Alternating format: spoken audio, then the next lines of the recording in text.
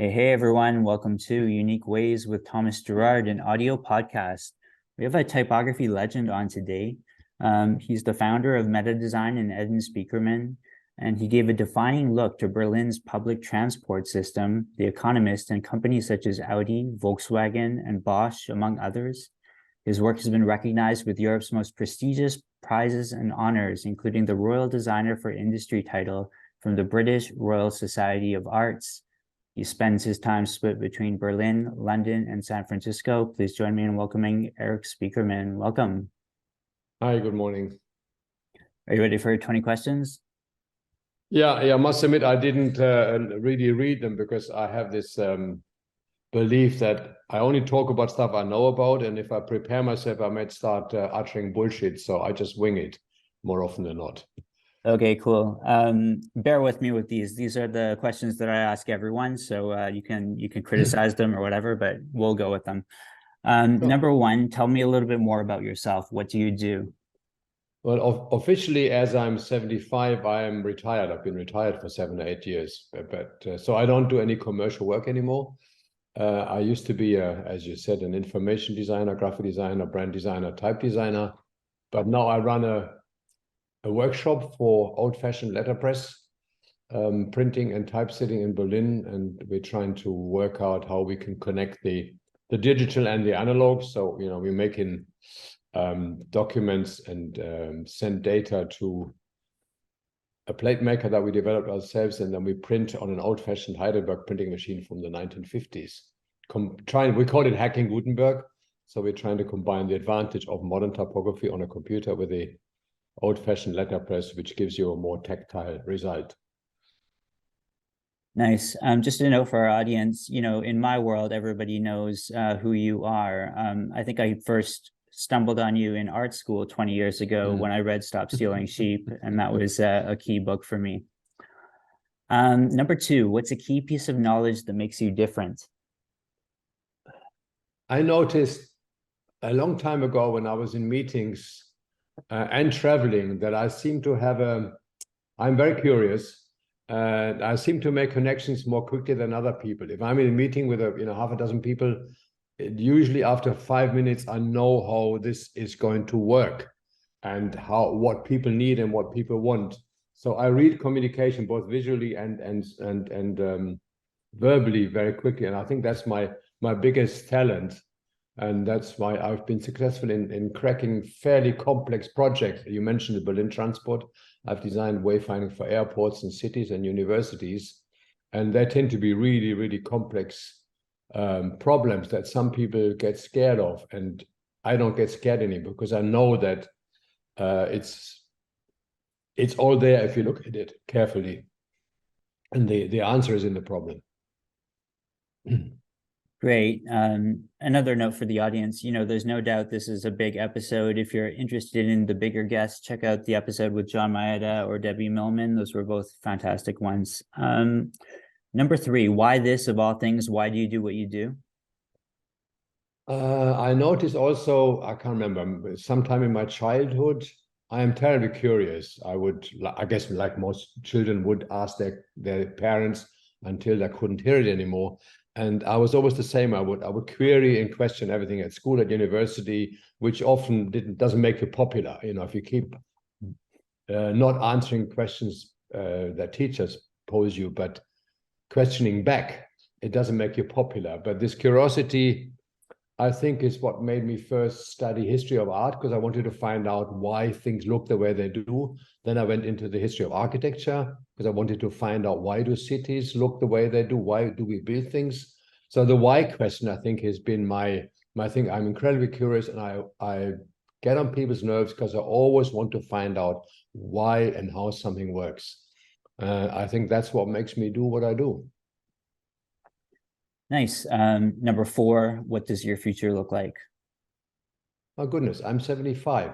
I mean, I'm not planning, and we may come to that later. I haven't ever had a plan. I improvise, sometimes with disastrous results, of course.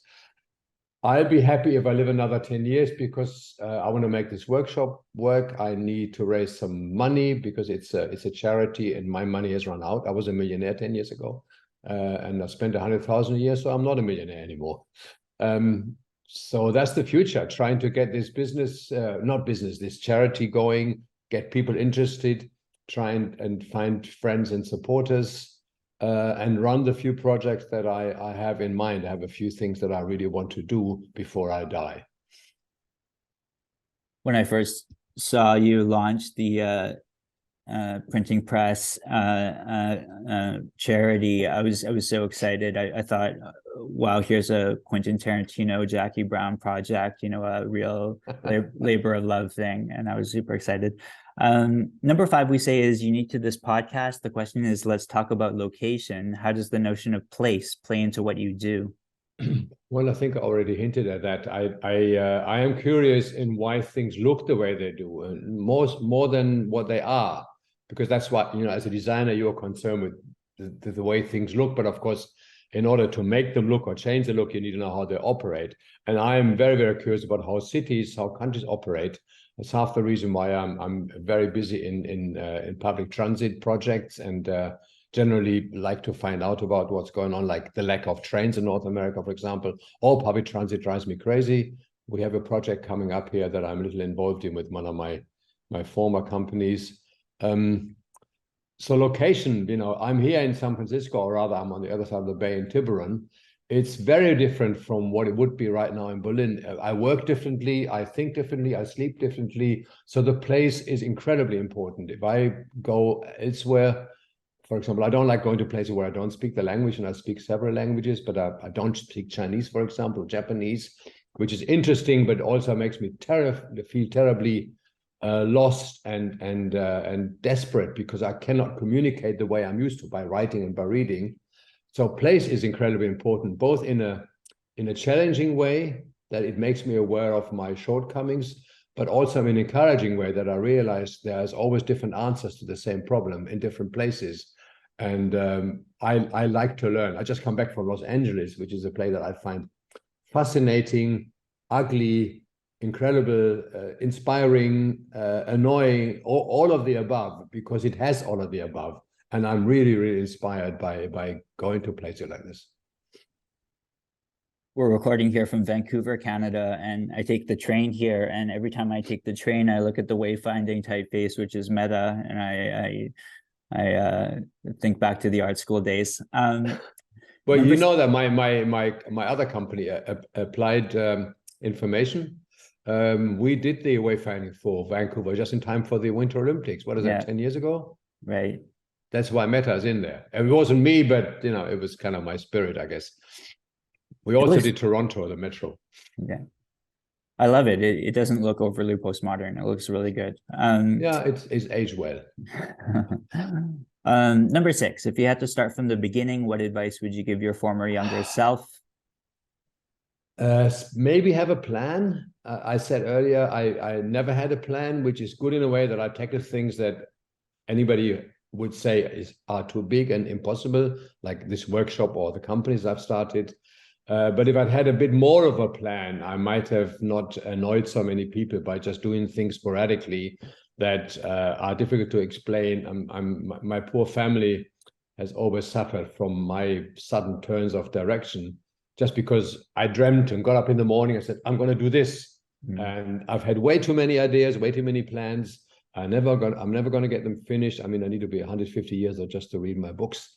So that was one thing I wish I'd started earlier. Make proper notes, write down projects, stick with them, and tell people about my plans rather than just going ahead and doing things at the spur of the moment. It may be a quality being spontaneous, but I know it has upset a lot of people, the way I just run around and do shit that people just don't follow. One of our early guests was from the typography world as well, Keith Tam, and for his episode, he took copious notes and really kind of wrote the whole thing up in a blog post. It was really great. Number 7, what's a day in your life like?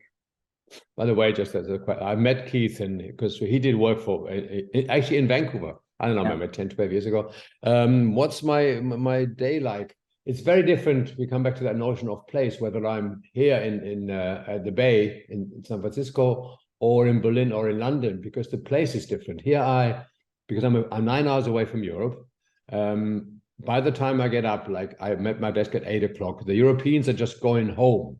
It's 5 o'clock there. So I get very little overlap. And then I got the rest of the day for myself on my own without any interference. Whereas if I'm in Europe, my day starts at 8 and I'm interfering. I'm communicating. I'm dealing with people all day long, which is obviously very different. I don't get anything long-term done there. I get long-term done here. I sit down here. I've got an empty desk. I have no excuse other than making coffee and eating ice cream in between, but write things down, do things that I will never, ever get done in Europe. So my days are very, very different. Here I sit on my own pretty much, whereas in Europe, whether I'm in London or in Berlin, I usually by 9 in the morning, I'm interacting with other people, which is great, but it also means that there's no time for long-term, reading or writing. That has to be done on the weekends or in the evening. Great, and you foreshadowed this number 8, lifelong learning is a popular topic these days. How do you stay up to date?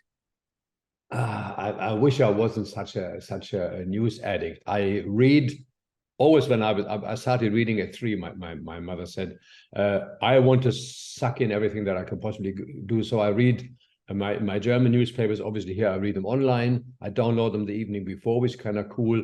I try and watch news on TV, which in the USA is pretty impossible because the news suck and they're never even live anymore. They're all streamed.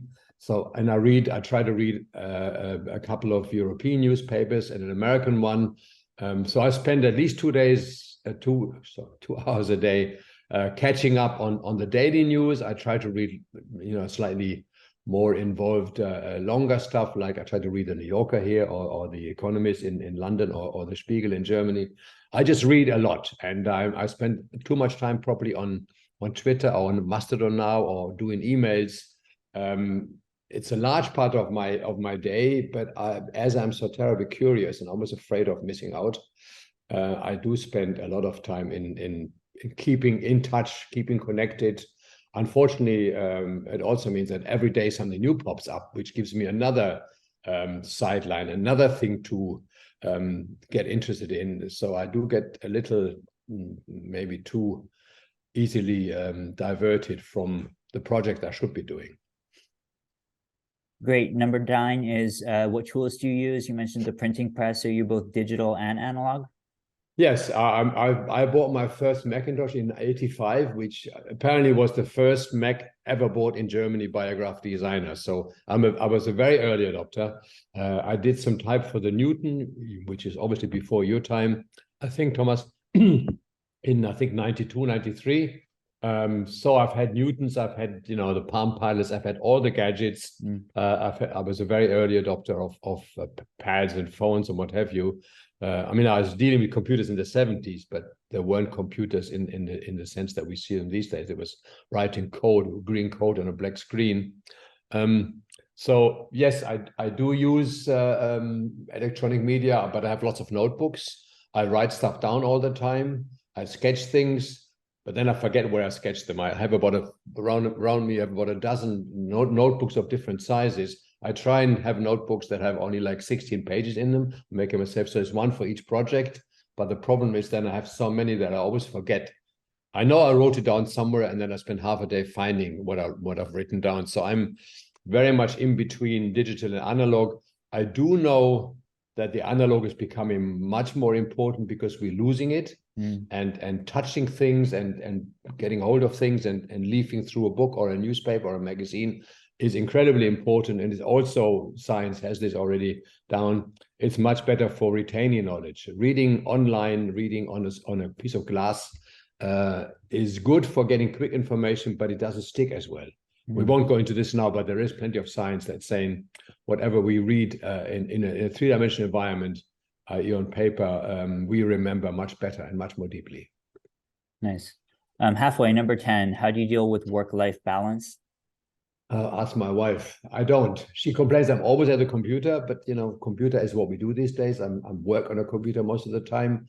And as I like what I'm doing so much, whether I get paid for it or not, now I don't get paid for it. I never really had the difference because my work was my hobby and my hobby is my work. And Now the work I do, I don't get paid for. So now it's called a hobby. If I got paid for it, it wouldn't be a hobby. For me, it's no difference. I do the same stuff whether I get paid for it or not. So my work-life balance is pretty bad. Or maybe it's pretty good because I like it. Number 11, if you weren't doing what you do now, what would you be doing? That's a very hypothetical question. Well, I don't know how to answer that. I'm doing this because I'm doing it. I could, okay, there are alternatives. I could be sitting on, right now, I could be sitting on we have a deck here overlooking the lagoon in Belvedere. I could be there because I think the sun is on it. But then I would be sitting there, I would be reading, but probably falling asleep after 10 minutes in the sunshine, which is rather nice. But other than that, I don't think I would be doing, my life wouldn't be any different other than the location. 12, what would you not like to do with your career?